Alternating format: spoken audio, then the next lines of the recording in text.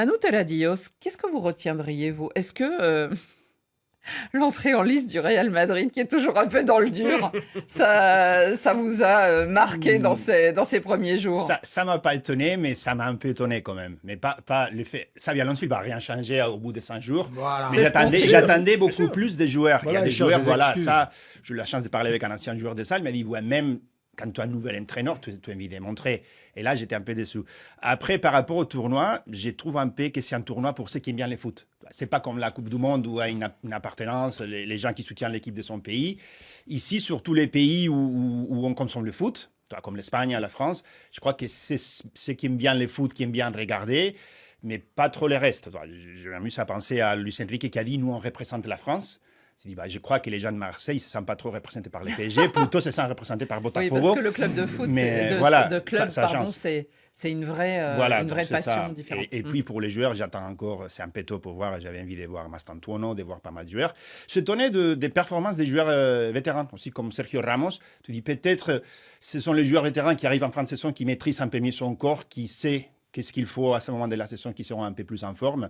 Mais c'est encore très tôt pour voir mais c'est pas la fin de saison les partout. papis. Non, je les dis pour Brésiliens, par les exemple, joueurs sont en attendus. pleine Oui, saison. voilà. Oui, mais je parle des... En Japon, en Corée, ils sont en part. Oui, c'est pas mais pour je autant parle qu'ils ont des gagné, joueurs- mais des ils équipes sont en qu'on pleine attend voir saison. vraiment. Donc il y a des déséquilibres complets entre certaines équipes européennes, ça, on c'est l'a notre dit, histoire, qui sont oui. vraiment, eux, en pleine trêve normalement, et puis les équipes sud-américaines et notamment brésiliennes qui, eux, sont Ouais, mais en plein championnat. C'est pas le cas, par exemple, des Mexicains. Ouais. Mais il y a même trois types, j'ai presque envie de dire, d'équipes. Il y a ce que vous avez évoqué, Xavier, avec des équipes qui sont en pleine saison. Il y a des équipes qui, au final, changent d'équipe avec des joueurs qui ont été intégrés. On pense au Real avec Trent Alexander-Arnold, City qui a intégré Manchester ses nouveaux City, joueurs. Et puis vous avez d'autres équipes qui sont ces équipes que je viens d'évoquer qui sont presque en pré-saison. Et puis vous avez d'autres équipes qui sont vraiment en fin de saison, puisqu'il n'y a pas de nouveaux joueurs, Chelsea et d'autres équipes. Donc vous avez trois types d'équipes presque, avec des niveaux donc vraiment différents. Oui, et Donc, qui ont des objectifs très différents. c'est finalement. ça, là on a évoqué Porto tout à l'heure de manière taquine, mais c'est un fait, Porto est vraiment en fin de saison, a envie que cette saison se termine très vite, entre guillemets, pour se reposer. Vous avez City qui a déjà envie de montrer et de tenter des choses, le Real c'est un peu la même chose aussi. Donc vous avez tellement d'équipes tellement différentes, ça donne une compétition étonnante, alors je dirais pas intéressante au max, mais il y a des choses intéressantes, en tout cas étonnantes à regarder. J'ajouterais un quatrième type, c'est les équipes qui viennent pour s'amuser. Comme Oui. les équipes de l'Océanie qui viennent pour passer un moment, comme les gardiens qui a quitté son travail parce qu'il n'avait pas de vacances pour venir jouer. Il a posé Et ça, des c'est congés aussi- sans solde, Ouais. je précise. Hein. Et voilà, et ouais, ça c'est aussi sympa de voir. Rémi, alors nous, en plus, signalons quand même qu'on a un décalage horaire qui est très défavorable parce qu'il y a des matchs qui sont à 18h ou 21h, mais après il y a des matchs à minuit. Et comme cette nuit, le PSG, c'était 3h du matin. Alors je pense qu'on s'accroche beaucoup au résumé. Je suis pas sûr qu'on voit tout le match entier. Vous êtes levé, Rémi, pour le PSG? Non, Non. je dois dire non. Alors, C'est vrai. Rémi, racontez-nous, vous, qu'est-ce qui vous marque au bout de cette première semaine de cette nouvelle compétition? Première chose, je constate quand même que par rapport à l'équilibre des continents, on peut se dire que les Sud-Américains sont prêts, physiquement, techniquement. C'est-à-dire que sur 8 matchs, justement, on se rend compte qu'ils n'ont pas perdu. Ils ont marqué 14 buts. Ce qui veut dire qu'ils ne jouent pas seulement à la défensive. Et d'ailleurs, quand je vois même... Zéro défaite, Rémi. Zéro défaite, c'est ça que je dis. Donc, quand vous regardez également ça, vous voyez quand même qu'ils sont beaucoup élus hommes du match. C'est-à-dire que quand vous voyez Jésus qui est devenu le vrai Jésus, c'est-à-dire qu'avec 2 buts et 2 fois élu homme de match. Ça, c'est une première remarque. Celui de Botafogo, hein, le Jésus de Botafogo. Le Jésus de Botafogo. Puis maintenant, concernant les clubs européens, on constate quand même que ce n'est pas encore ça où beaucoup cherchent encore vraiment à s'installer. Et bien évidemment, vous allez me demander au niveau du Real Madrid. Xavier était tout content tout de suite là, que là, justement, vous avez pu constater que là où vous dites que c'est le championnat de la sécheresse, des chameaux et consorts, vous avez pu constater que Al-Ali, bien évidemment, ce sont des joueurs européens qui sont partis là-bas et que c'est une très bonne... Voilà. Donc, c'est Al-Hilal. Al-Ali, par contre, bon, je ne suis pas beaucoup déçu parce que même quand j'ai vu comment est-ce qu'ils jouaient, ils ont joué la Ligue des Champions en Afrique, je n'étais pas convaincu par leur jeu. C'était pas convaincant. Mais je dis que pour le Real, Xavier n'oublie pas une chose. Premier match de Hansi Flick avec Barça la saison dernière. Ils prennent 3-0 face à Monaco. Absolument. On connaît la suite. Donc aujourd'hui, Xavi arrive. ils ont Il est en train de Monaco en Ligue des vouloir mettre un système avec le pressing pour des joueurs qui ont eu à travailler avec Ancelotti, qui se repliaient comme des tortues dans leur coquille. Donc aujourd'hui, c'est un autre système qui est difficile à pouvoir absorber. Donc c'est pour ça que je dis que ne dansez pas encore. Ce Real peut être très très Vous voyez dangereux. ce que vous avez dit, Rémi, et justement, c'est pour ça que cette compétition, on a l'impression que c'est presque un tournoi de pré-saison. Ah ouais. Où Xabi Alonso va devoir prendre son temps pour ajuster ses joueurs, Non, etc. puis etc. en plus, En il fait, faut l'idée préciser, initiale, juste une c'est- chose, il faut préciser qu'en plus, il lui manque son meilleur buteur. Puisque Absolument, Kylian Kylian Mbappé était à est malade. l'hôpital. Mais vous voyez, au Et final, on n'est pas sûr qu'il fasse le tournoi, donc c'est aussi un handicap. Il a rejoint Mais- quand même le groupe. Mais Oui, côté mais sous Real, traitement. il y avait même l'idée que Xabi Alonso reprend l'équipe après la Coupe du Monde Absolument. pour éviter des Vous avez problèmes et que ça c'était C'est vrai. Solari et Lou. Et finalement, vous, l'argent qu'il y a, bah, en plus de fait de gagner la première Coupe du Monde, ils ont décidé que ça soit lui pour lui donner aussi un peu plus de temps pour préparer l'équipe, mais ce n'était pas l'idée tout au début.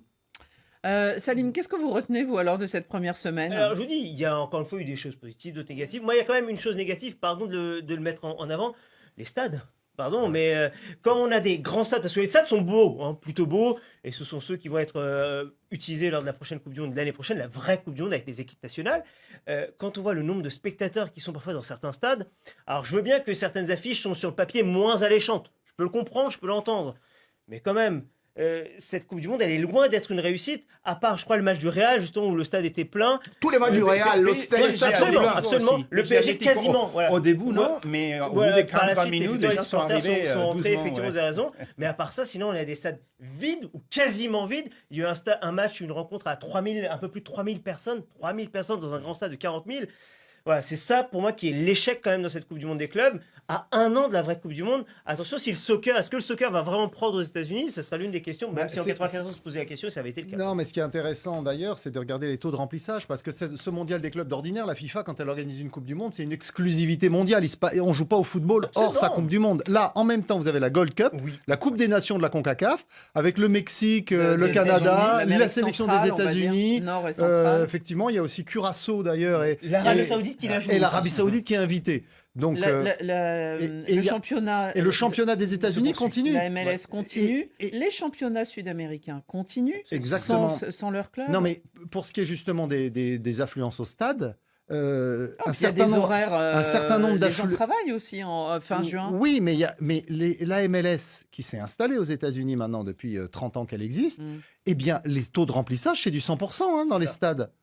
Pas tous, parce qu'il y a des très grands stades qu'ils utilisent d'ailleurs qu'à moitié de la capacité. Il n'y a plus que 2 clubs qui font dans des grands stades. Il y a Chicago et un autre. Mais sinon, les autres clubs, ils sont pratiquement sold out à chaque match.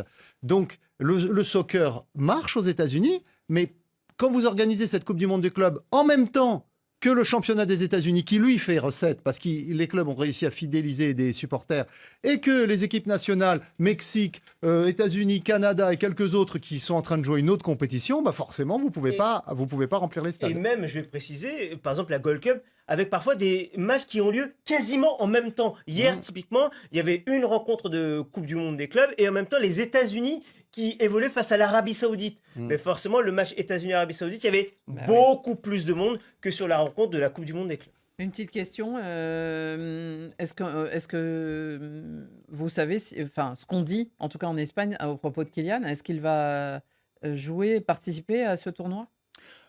C'est qu'il a quitté déjà l'hôpital, il reprend petit à petit. Donc Ah, il est en normalement, traitement. il devrait... Oui, on parlait que c'était un virus qui avait touché plusieurs joueurs, donc il a pris la plus mauvaise partie. Mais normalement, il reprend petit à petit. Je ne sais pas s'il sera prêt Ouais. pour les prochains matchs, mais l'idée c'est qu'il Mais joue. cependant, c'est son remplaçant qui a été le meilleur jour, hein, parce que quand on voit le jeune Gonzalo Garcia, on voit quand même que c'est vrai, il a manque marqué. un face-à-face, mais on a vu son apport en ce qui concerne bien évidemment la détente, ce qui manquait beaucoup au Real. Ils joueront dimanche soir, ça sera contre le club mexicain de Pachuca. Juste une autre question, Xavier Barré, rapidement, mais la météo a un rôle énorme. On peut s'inquiéter pour la Coupe du Monde de l'année prochaine? Il y a déjà eu 3 Entre les ouragans et la touffeur, on peut dire ce Ouais, mot, tellement on crève de chaud Il y a là-bas. 3 matchs déjà qui ont été perturbés par les intempéries sur ceux qui se sont déroulés là sur la première journée et demie. Donc c'est vrai que ça fait beaucoup. On peut rappeler qu'en 2002, pour la Coupe du Monde au Japon et en Corée, comme c'était justement la saison de la mousson et qu'elle n'était pas favorable, ils avaient avancé les dates pour éviter justement au maximum la saison dite de la Ouais, mousson. bah, Mais au là, Qatar, on avait carrément changé de saison. Ouais. Et là, le problème, N'est-ce c'est que pas l'année prochaine, les dates ont déjà été fixées. Et c'est les mêmes. Hein, C'est les mêmes, 2-3 À jours peu près, c'est près. les mêmes. Bon, Salut les amis, bienvenue dans ce petit bilan que nous allons faire sur les matchs du groupe, les équipes qui ont été compétitives, les équipes qui ont été moins compétitives et les équipes qui n'ont pas été au niveau. Franchement, on ne s'attendait pas à ce que le, l'Inter Miami de Messi termine deuxième de son groupe, car il pouvait être le premier du groupe pour ne pas pouvoir affronter le PSG. Malheureusement, c'est le cas. Il va affronter le PSG le dimanche en huitième de finale. Concernant les grandes équipes comme le Real Madrid, lui aussi n'a pas été au niveau lors de son premier match et lors de son deuxième match aussi, malgré le carton rouge, il s'en est sorti avec 3 buts à 1 et ils ont eu la victoire, la première victoire de la compétition.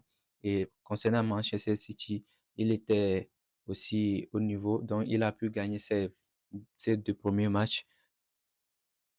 Et si vous avez bien suivi la vidéo du début jusqu'à la fin, vous saurez que les journalistes, les consultants ont tout dit sur les équipes qui ont le niveau, les équipes qui n'ont pas de niveau. Ils ont à peu près tout dit. J'espère que vous avez bien suivi et ça vous a plu.